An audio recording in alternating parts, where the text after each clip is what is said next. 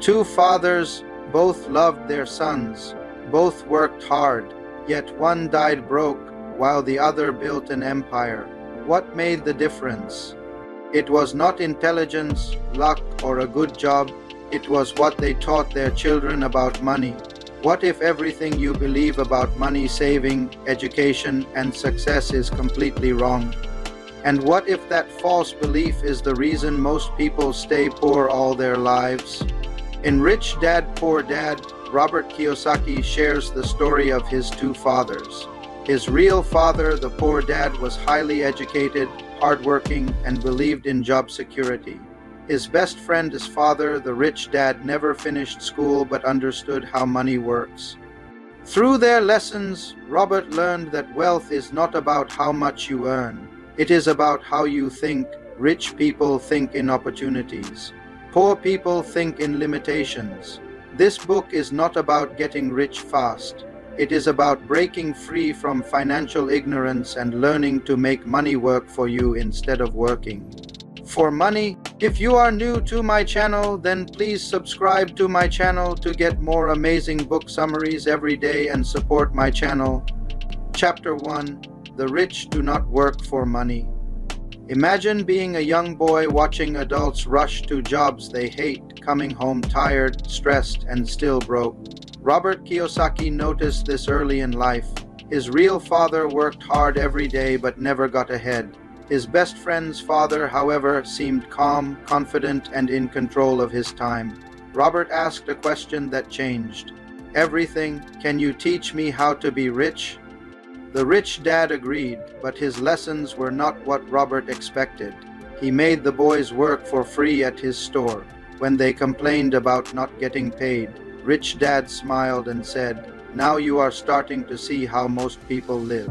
He explained that the poor and middle class work for money. They chase paychecks, promotions, and security, yet remain stuck in fear. The rich do not work for money. They make money work for them. Money, he said, is a tool. If you learn to use it, it grows. If you chase it blindly, it controls you. Rich Dad taught Robert that emotions drive financial decisions. Fear keeps people working for others. Desire keeps them spending what they earn.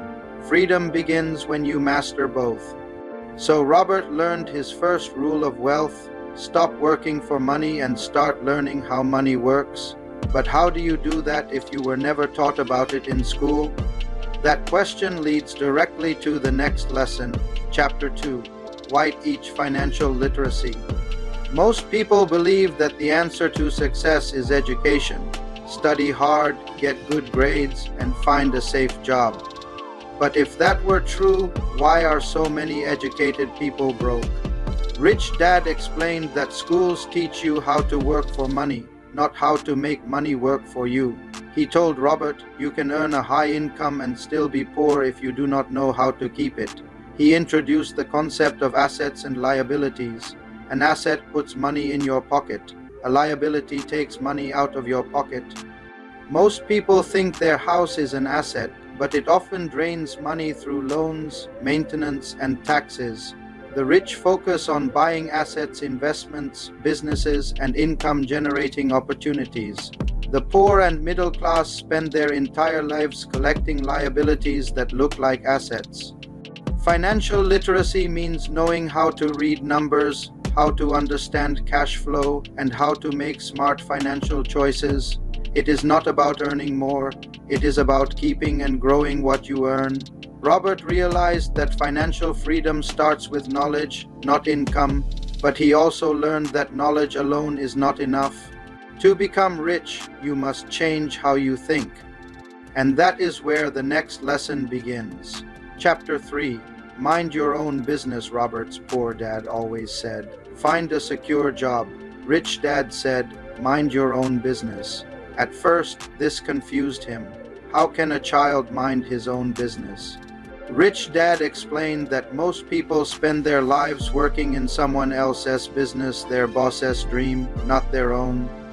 When they get paid, they pay taxes, bills, and debts, and what remains is too small to invest.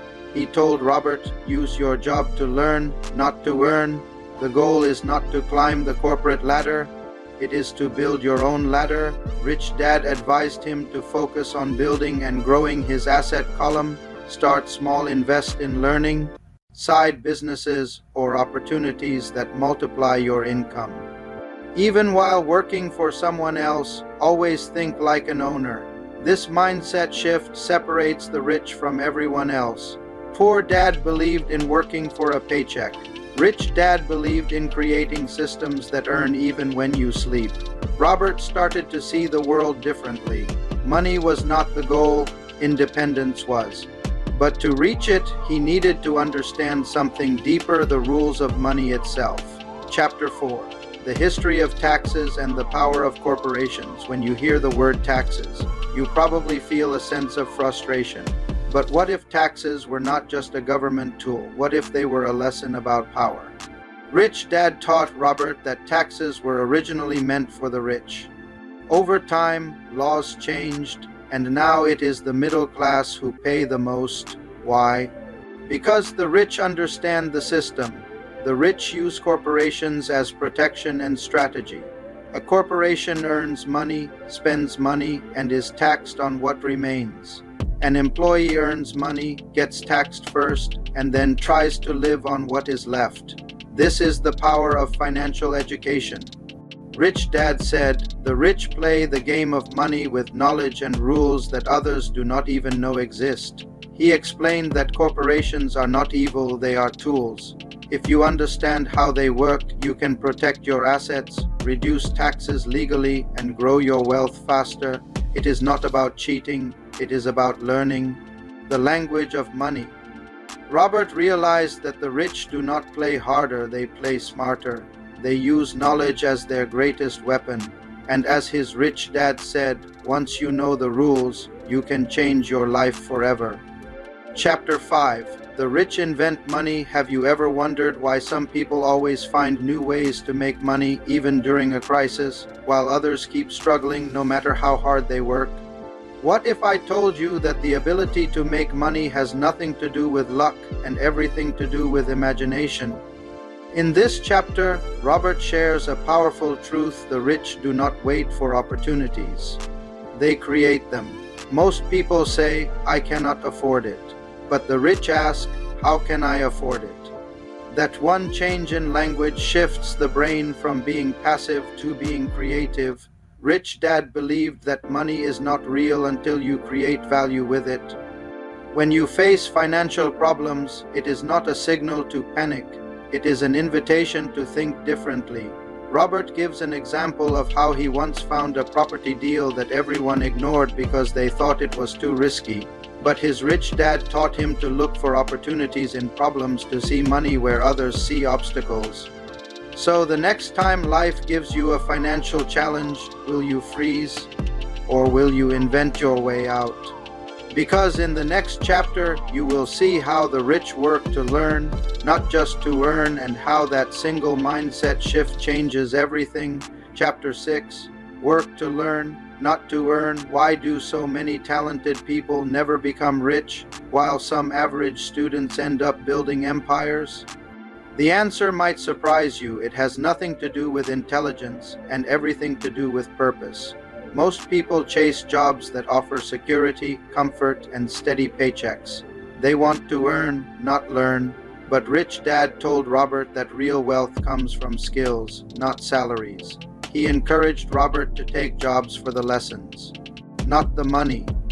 Robert learned marketing, communication, sales, and investing by working in different fields, even those that paid little. Why? Because every skill he gained became a tool in his money-making toolbox. On the other hand, poor Dad stayed in the education system, climbing ranks, earning promotions, but never learning how money truly worked. He traded time for money. Rich Dad learned how to make money work for him. So if you could learn one new skill that multiplies your income forever, what would it be? In the next chapter, we uncover the one emotion that kills every financial dream and how to master it before it controls you. Chapter 7. Overcoming obstacles. Have you ever started something with full excitement, a new plan, a business idea only to quit halfway because fear took over? You are not alone. But what if that fear was the very reason you never became rich? This chapter dives deep into the emotional barriers that stop people from achieving wealth. According to Rich Dad, there are 5 main obstacles: fear, cynicism, laziness, bad habits, and arrogance. Fear of losing money is the biggest one. Rich Dad said, "Winners are not people who never lose.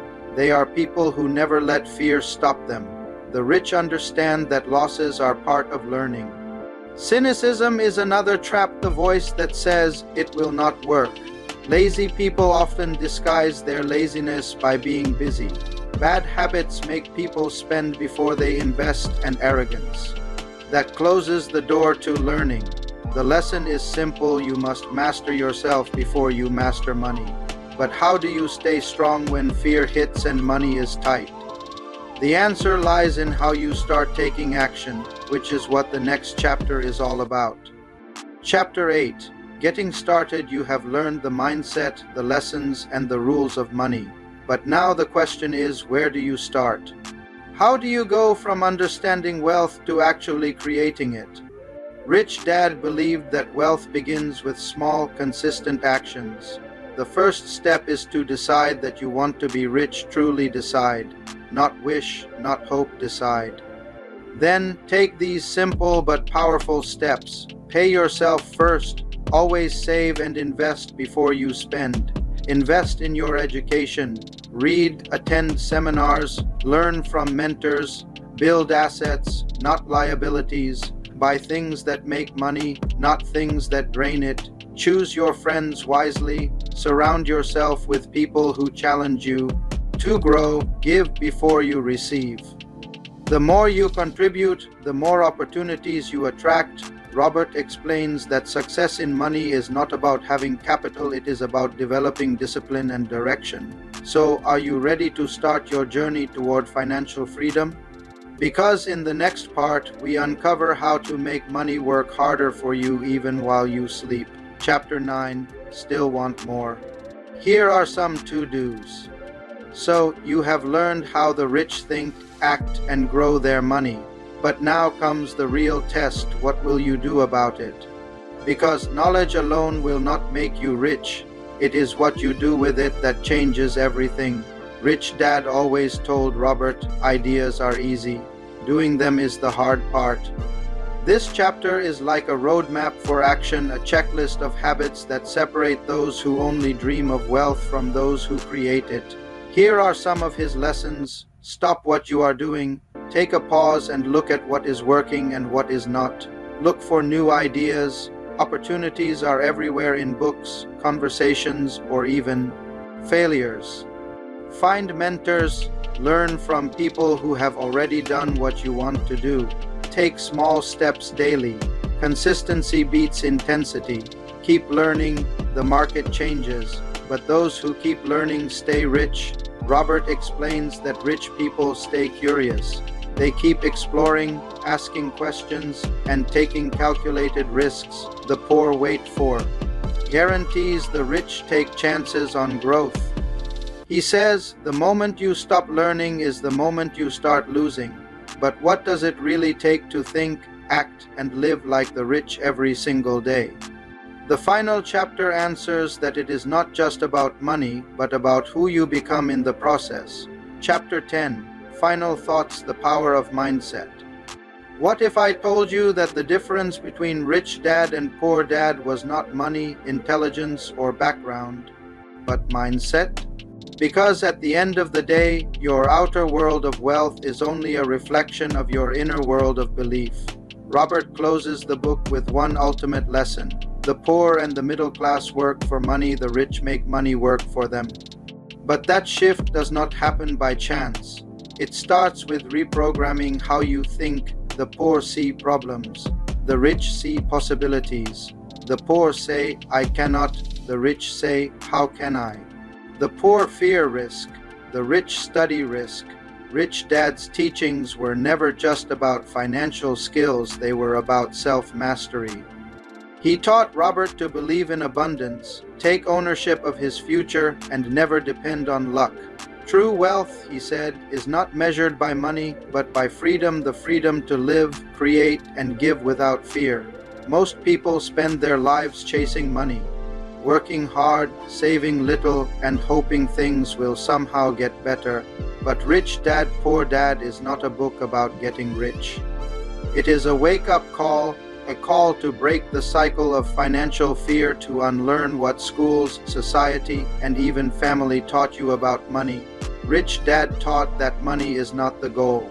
Freedom is the freedom to live on your own terms, to wake up every morning and know that your time is truly yours. So start small, invest in your mind before you invest in the market. Because your mind is the real asset that multiplies everything else. You do not need to be born rich to think like the rich.